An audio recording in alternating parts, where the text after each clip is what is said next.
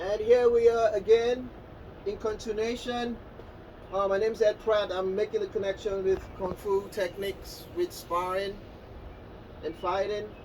So we covered that. The other thing that I use in sparring, but it wasn't quite obvious, is doing guak up and doing chimpao, right? I didn't extend the technique that far. But what I would do it from fighting stance, because I drilled out a lot, we were drilled a lot, right? I show you what the drill was. Ed, line up right here real quick. Do guak up, a couple of guak up techniques. Don't forget to yell. Okay, one more time. Do it again.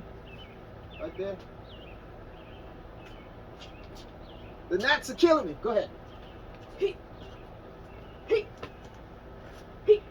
All right. Vicious technique. Not for sparring, but for self-defense. Yes. Right, fine stance. So we here. Don't go too hard. Do guak up. That breaks my bridge, and that's how that application is used. Very good. Right. So go in fine stance. It's here, here, here. Now, I will not do that because that telegraphs my punches. So when I'm fighting you, stand right here. When I'm in fine stance, when I'm fighting you, so obviously there's footwork, right? So you step, and in fine stance, I don't make my step that big. I'm gonna be here. I'm gonna be moving around, and moving around, moving around, moving around. So it's fine stance. What I'll do is, because I'm moving all the time, I'll set it up. I'm going to address footwork in the next video, but he's here. When I turn, I don't come out. It's here.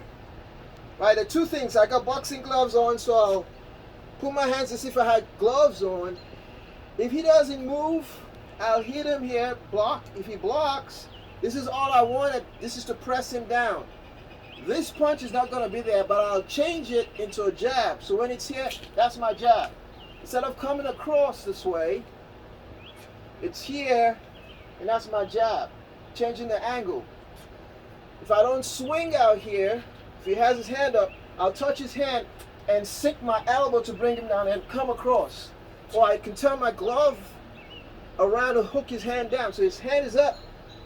No, don't do that. Don't give it to me. You're here. It's this. Right? The cup will be a hook. So instead of me coming across this way, it's gonna be in a hook. Pow! I'm gonna come over in a hook. Right? That's to compromise the structure, fine stance. Right? Because the technique comes across. Right? Old school for the advanced fighters is here, and I press him. This comes up. I use my elbow to open him up. Right? And this leads me in for the jab. That's some real old school stuff. Or, say we're in the clinch and we're real close, I'll sink. See, he's here. I'm heavier than him, but let's take that into consideration. But watch what happens. It doesn't matter how big the person is. When I shift here, I compress his structure. When I drop down, his hands down, my hands up here, just in case. But because of that, that's open this side of it, and I'm coming across right here.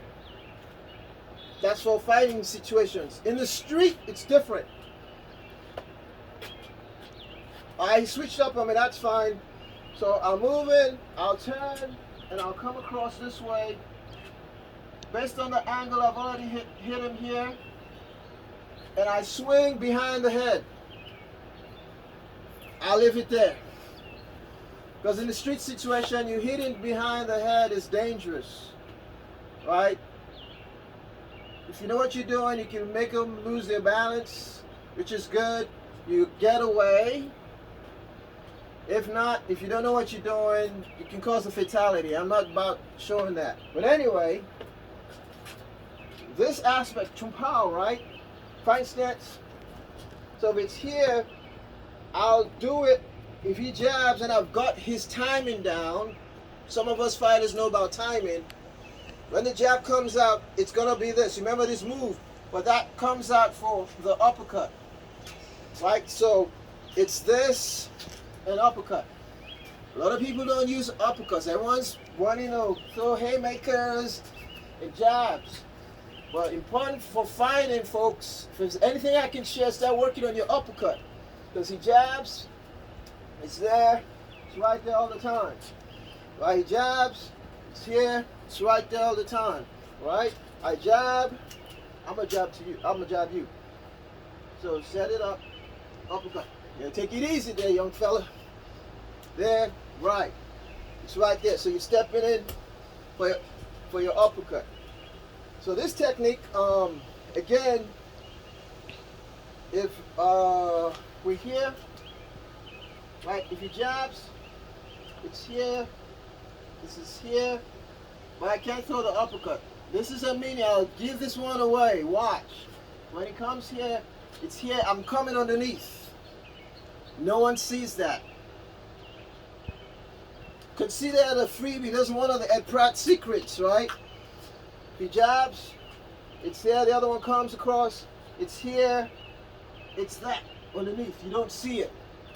Why? Because, say he's here, I'll do it this way, at an angle.